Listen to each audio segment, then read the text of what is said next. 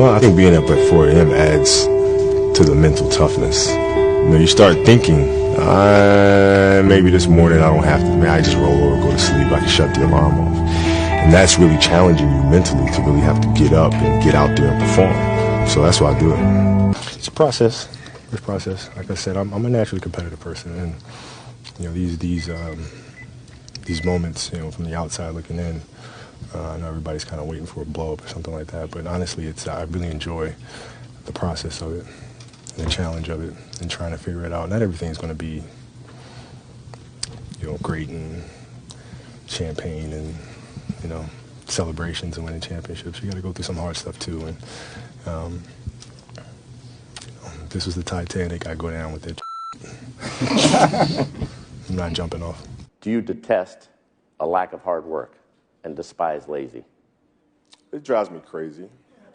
I don't understand it, but you know, at the same time, I talk to my kids about hard work and stuff, and I say, honey, you know, you can either be the lion or you can be the gazelle. Nature needs both. Right? So you got to have hardworking people. You have to have lazy people. It's the balance of all things, right? So I'd much rather you be the lion. But if you want to be the gazelle, honey, be the fastest gazelle in the world. It's understanding that no matter what discipline you're in, it doesn't matter. Whether you're a writer or a basketball player or a coder, there's a common denominator in how we approach our craft. The attention to detail, the level of commitment, right? Those things are the same across the board, right? So that is my message. Don't look at what I did, but look at how I did it, right? The how. And then you can really transfer that over into any profession and any discipline. That's Mamba mentality. Doing what you love to do, and you know, when you do that, you'll go through everything you go through everything for the game, like through the injuries, the ups and downs, and you know, you continue to be committed to the game, you continue to work, and that's why I'm here 20 years. You know, we got a text from Kobe. He said if making history was easy, why bother? Not really sure. I've never had to deal with something like this. You know, it's a new experience for me. You know, obviously they've been a bunch of players who've had the same injury, so you know, all I can do is look at them and what they've done, and you know, who had more success coming back quicker and healthier, and see what they did, and you know, see if I can improve upon it. The sacrifices that went along with standing here today, and we're not on this stage just because of talent or ability. We're up here because of 4 a.m. We're up here because of 2-a-days or 5-a-days. We're up here because we had a dream and let nothing stand in our way. If anything tried to bring us down, we used it to make us stronger. We were never satisfied, never finished, will never be retired. My high school English teacher, Mr. Fisk, I actually paid attention one time in class, and he said, he had this beautiful quote, and it read, "Rest at the end, not in the middle." And I took that to heart. I believe there's time for resting at the end, but for me, that time is not now. Well, I would always say focus on the here and now. Focus right now and dominate the second that you're in now, right? And so if you think about it this way, if I say I want to be the best shooter in the NBA, right? Okay, how do I do that? I say, okay, I'm going to wake up and every day I'm going to make 1,000 shots. So Monday, I get up, I make 1,000 shots. Tuesday, I get up, 1,000 shots. Wednesday, 1,000 shots. And I'm just focusing on one day.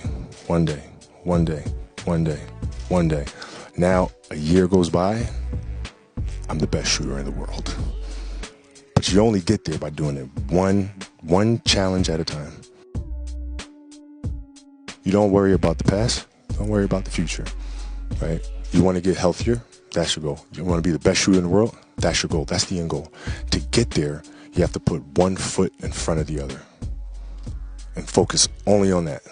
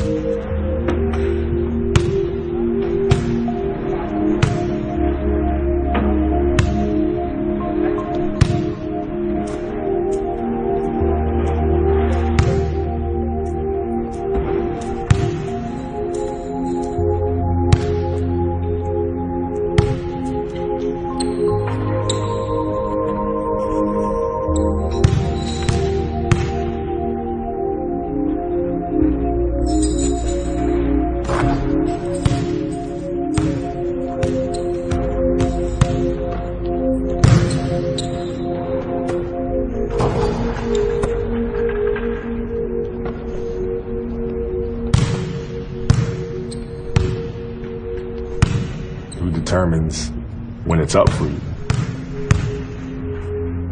When we say this cannot be accomplished, this cannot be done, then we are shortchanging ourselves.